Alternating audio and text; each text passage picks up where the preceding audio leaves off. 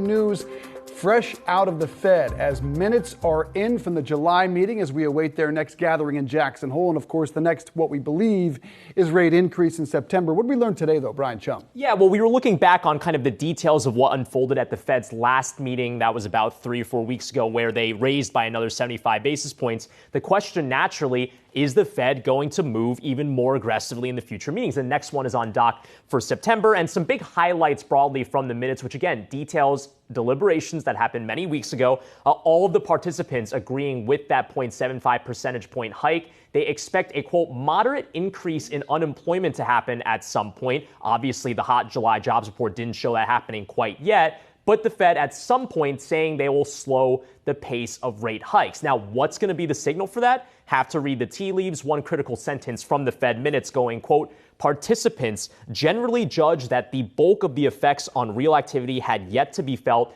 because of lags associated with the transmission of monetary policy, and that the effects of policy firming on consumer prices were not yet apparent in the data. Translation, inflation remains the big story here, but they need to see how that inflation unfolds before they decide when to maybe scale back the pace of those interest rate hikes, maybe to 50 basis points. And of course, we'll have all eyes on the Federal Reserve's Jackson Hole Symposium happening next week. Maybe we get some hints as to that, but of course, there's another round of job reports and also inflation reports before the Fed's next meeting in September.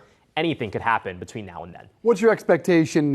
Let's skip beyond Jackson Hole. Do you still expect a 75-point hike in September? Well, for right now, markets are basically pricing in a 50 basis point hike. Now, of course, there's still decent odds that it could be the more aggressive 75 basis point hike. And one big reason is because of the CPI print for July that showed essentially no change in prices between June and July. But of course, on a year over year basis, still clocked in at 8.5% higher than it was a year ago. So the Fed's job far from done, and the Fed minutes underscore that there will be more rate hikes. We've seen markets broadly bounce back over the last, let's call it 2 months or so. They clearly have an expectation for where the Fed's going to stop the rate hikes. Could there be more surprises if the Fed goes more large than expected? That's something we might not really get any sort of clarity on until that September meeting.